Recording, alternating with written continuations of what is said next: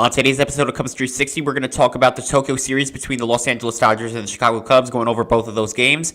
We're going to talk about spring training because, as I'm recording this, the Cubs are playing their last spring training game against Atlanta, so we're going to go over some games from spring training and seeing how the Chicago Cubs can translate that to the regular season, which starts on Thursday. We're also going to talk about some roster decisions, some standouts in spring training, and some final roster moves that happened along the way that we know of as of now. That's all happening soon on Cubs 360.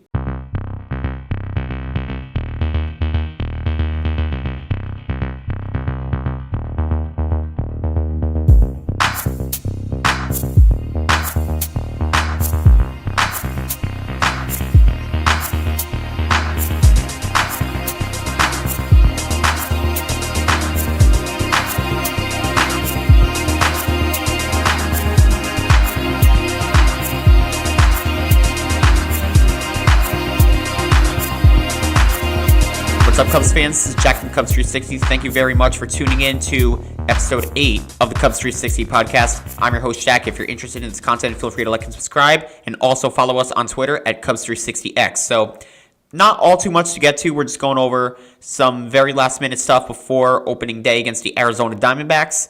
So, I'm looking forward to this season with all of you. The content will ramp up a lot more now that we have some regular season ball now in play, but to begin, we're going to go with the Tokyo series, which the Chicago Cubs played 2 games against the Los Angeles Dodgers. The Cubs lost both of them. We're going to go with the first one. So the first one, the Chicago Cubs lost the game by a final score of 4-1, and the pitching matchup was Yoshinobu Yamamoto taking on Shota Imanaga, and Imanaga looked good for the first 4 innings, the only 4 innings that he played. He had a no-hitter through 4 innings, and then things kind of fell off the rails when Ben Brown came in relief. He gave up 3 runs in the 5th inning and gave up an extra one, I believe, in the 8th or the 9th inning, very late in the game, and the Chicago Cubs only scored in the 2nd inning off of a Miguel Amaya RBI, which scored Dansby Swanson. So Miguel Amaya pretty much building off of that offense. We saw a lot of it in spring training from him, so I'm looking forward to seeing what Miguel Amaya can do, and now I can confidently say that we have 9 guys that can hit the ball, and you don't really worry about them too much. Obviously, Ian Happ, Seiya Suzuki, Kyle Tucker are going to be your top 3 guys. You know what you're going to get from all 3 of those guys. Same with Mike Bush, who is going to have, hopefully, a phenomenal season this year. Dansby Swanson and Nico Horner, who did not play in the series. John Birdie played second base for Chicago. And overall, a solid lineup. Those 2 guys coming back from surgery. Horner taking a little bit more time. Pete Armstrong, you're going to see some more emergence from him. Matt Shaw made his MLB debut in this series as well, so props to Matt Shaw. And for the most part, he looked phenomenal. The only thing I will say, though, is that his throw from third was, it took a bounce to first, so if anything, hopefully he can work on his throw to first a little bit more, but other than that, I have no worries for him. And then, like I just said, Miguel Amaya, that was the guy that's probably going to be at the bottom of the lineup, and depending on how he does throughout the season, because at the end of last season, he showed signs of his offense sparking, and it's looking like this year might be a continuity. So I'm looking forward to seeing what Miguel Amaya can do with the lineup, and then you see the emergence of Pete Armstrong and more from Matt Shaw. These are 9 guys that can hit the ball, and I'm looking forward to seeing with all of the rest of Cubs faithful.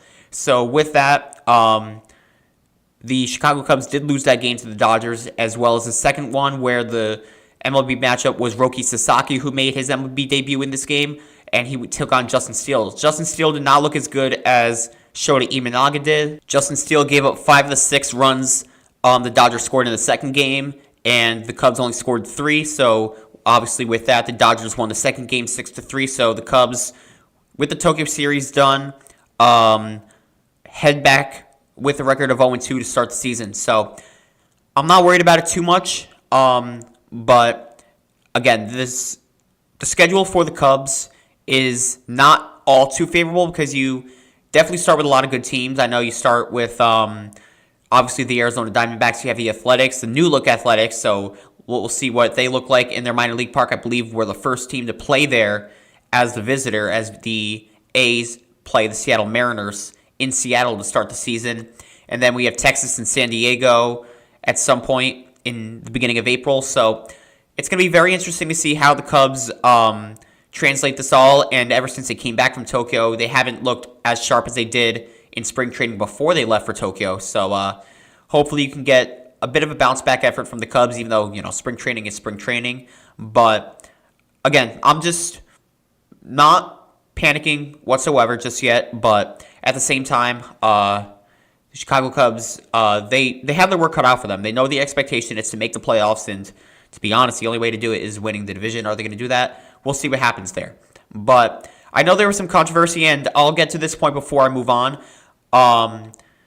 The Cubs obviously lost by 3 runs, and there was a lot of controversy because Kike Hernandez was at the plate, and there was a missed strike 3 call, and then I believe the next pitch after, he hits a 2-run home run, and then Shohei Ohtani. And this is really what set a lot of people off. The ball didn't go over before it was considered a home run, so there was a lot of controversy of it being fan interference.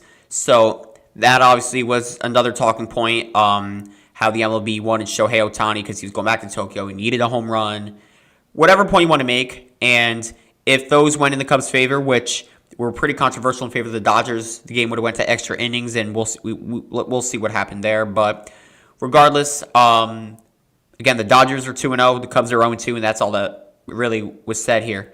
And I just said a minute ago, I'm not worried too yet, but at the same time, they know what they have to do here, and I'm expecting a full effort against Arizona. And Corbin Burns will not be pitching against the Cubs. It was announced from the Arizona Diamondbacks that he will be making his Diamondbacks debut against the Yankees on the road. And the opening day matchup, I believe, is Justin Steele versus Zach Gallen. And I believe Jameson Taillon is starting the second game. So Shota Imanaga will start the third one. And I believe they did that so Shota Imanaga can get the start in the Cubs home opener, which is cool and all, but at the same time, I'd rather go with your more reliable and better pitchers, to be frank, against a team like Arizona, who can try to neutralize their offense as best as they can. I'm expecting a big bounce-back effort season from the Arizona Diamondbacks. They barely missed the playoffs. They missed out on a tiebreaker. They vastly improved, and their offense should bounce back. They got Josh Naylor as well, so it's going to be tough. Arizona's going to be a good team, so the Cubs need to be firing all cylinders, and that's all I got to say here. So with that, and I got to this point a little bit, it was spring training. The Cubs were really hot to start off. I think they started like 7 or 8-0 with a couple ties in there, and then ever since they lost to the Reds, they lost more than they won, especially since coming back. They're playing their last game against the Atlanta Braves in spring training as I'm recording this, so this should be out probably on Wednesday is when you're probably seeing this. But the Chicago Cubs, they've had some standout players. Obviously, Justin Turner's had his looks. Matt Shaw as well. Kelvin Alcantara looked really good in spring training, I must say. He was sent down to Iowa. Jordan Wicks was sent down to Iowa. Eli Morgan as well. I was pretty shocked about that one because Eli Morgan was traded from the Guardians to the Cubs, and he had a decent year last year with the Guardians. Just there really wasn't much of a roster fit for him in Cleveland anymore, so the Cubs took advantage. Cleveland has an abundance of relief pitchers, and the Cubs needed one, and they got one with Eli Morgan, but he's going down to Iowa. Jordan Wicks, I mean, with this move that I'll talk about in a few minutes, this doesn't surprise me as much. I think he could definitely be a trade candidate now that he didn't make the Cubs. I know the Cubs are looking for some starting pitching, which wasn't needed in the offseason. They couldn't quite get a deal to fruition with a ton of other teams, and in the offseason I've talked about a ton of other teams that the Cubs can make a deal with, but like I said, nothing just came to fruition. I do want to talk about Workman, who was playing at third, and I know we needed a bench to play third. I know Justin Turner, his original position was third, but in the latter years of his career, leaving the Dodgers ever since going to the Red Sox, and then, he had a stint with the Blue Jays and the Mariners last season. He's been pretty much like a DH, a pinch hitter in particular, along with as a first baseman. So who knows if he'll be playing third as a depth option. But regardless, I do like the signing. I do. I think he definitely can play a bench role and, play where you need him. That's basically what he's there for. Veteran presence. He won a couple championships. He only won one, though, with the Dodgers in 2020. he wasn't there for 2024. But with that, Justin Turner, I mean, Cubs fans know him well. He was on the Dodgers for pretty much the good years, I would say. And I'm talking like the late 2010s, like back like since 2016 when they started really being a competitive team ever since Dave Roberts came there. And again, good signing. But if Workman can find his way to the 40-man roster, and that's not confirmed as I'm recording this, maybe when I'm finished recording this, we'll get a little bit of clarity on that, especially since this is the last spring training game. We'll see what happens if he gets a spot on the 40-man roster. So those are really my standouts in particular. I said Miguel Amaya. Pico Armstrong looks good as well. So I think the guys that you're expecting to be in the lineup are the ones that are going to be there. No surprises. But Alcantara, who did not make it, looked really good. And I had to say the same for Miguel Amaya, who's really, like I said, elevated his offense from last season. Pico Armstrong looks like Pico Armstrong. I'm really excited to see him in a full season where you know what you're legitimately going to get from him.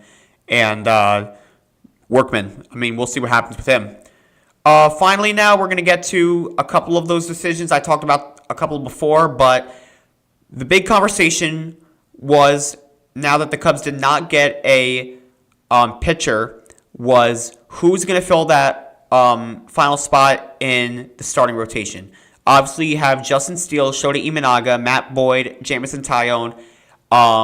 It came down to a couple guys. Javier Assad is hurt, so he's on the injured list. Colin Ray was an option, but he did not get it. The one that really gets it, and I mean, this didn't really surprise a ton of people because there was a lot of talk that he could be in the starting rotation. I thought he fit better as a relief pitcher, but you saw what he did in that Dodgers game where they gave up 3 runs. It's Ben Brown. So Ben Brown will return to the starting rotation, and who knows if he stays there when Javier Assad does eventually return. But regardless, good for Ben Brown. I'm looking forward to seeing what the Cubs are able to do this season, and not too much to really talk about. I mean, most of the points were just how they looked in spring training. The Tokyo series, they're starting out 0-2, going into Arizona, and we'll see what happens there. Just a quick episode for you. Nothing in particular that is big news, but like I said earlier in my episode, there's going to be a lot more content coming out.